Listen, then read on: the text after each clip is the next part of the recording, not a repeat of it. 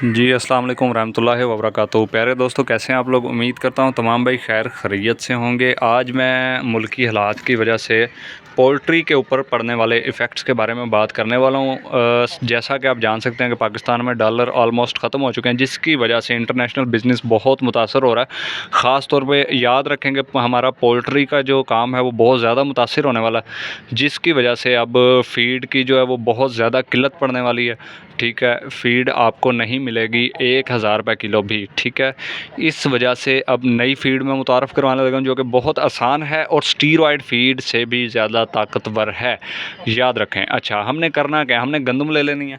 ठीक है, इस पे पहले भी मैं वीडियो बना चुका हूँ। ठीक है, गंदम को हमने पानी लगा के उसके स्प्राउट बना लेने हैं, यानी कि हल्की हल्की गंदम उग जाए। उसे फिर क्या करना है, स्प्राउट्स बना के उसके ऊपर रोज़ जो है हमने बादाम रोगन, आपने देखा है ऑयल मिलता है बादाम का। ठीक है, बादाम रोगन की शीशी आपने ले लेनी है, उसका हाफ़ ढक्कन एक टाइम में, यानी कि समझ लेंगे अगर मिसाल के तौर पे हमारे पास एक छोटा सा पैमाना, ये पैमाना है, ठीक है जी, इस पैमाने के अंदर हाफ़ ढक्कन जो है मैं स्प्राउट्स के ऊपर डाल के देता हूँ अपने मुर्गियों को, इस जोड़े को।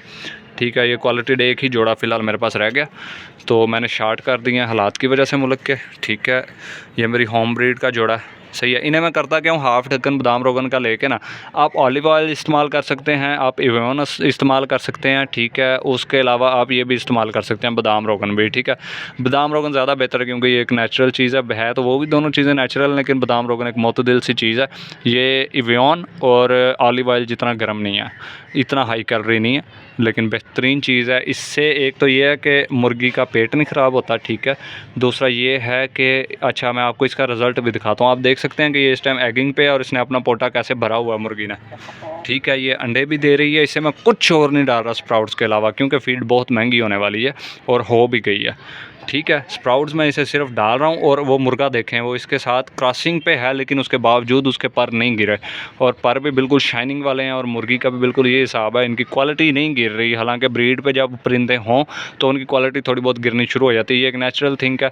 जब ब्रीडिंग पे कोई भी परिंदा या जानवर हो तो वो कमज़ोर हो जाता है, लेकिन ये देखें ये बिल्कुल भी कमज़ोर नहीं है और आपने बिल्कुल उसी तरीके से ये ग्रोथ के अंदर खड़े हुए हैं ब्रीडिंग पे होने के बावजूद। ठीक है, ये अंडा भी मुर्गी ने दिया आज, वो देख सकते हैं कि अंडा पड़ा हुआ है और पहले भी ये 5 से 6 अंडे दे चुकी है।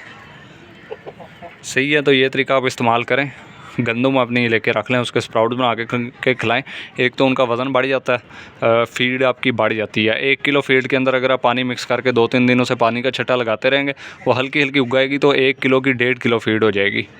ठीक है, और ये देखें अपनी कैल्शियम पूरी करने के लिए मुर्गी जो है वो कीड़े मकोड़े वगैरह खाती है, क्योंकि उसके अंदर प्रोटीन्स कुदरती चीज़ कुदरती होती है। ठीक है, उसके अंदर बहुत ज़्यादा प्रोटीन्स और कैलोरी होती है कीड़े मकोड़े में।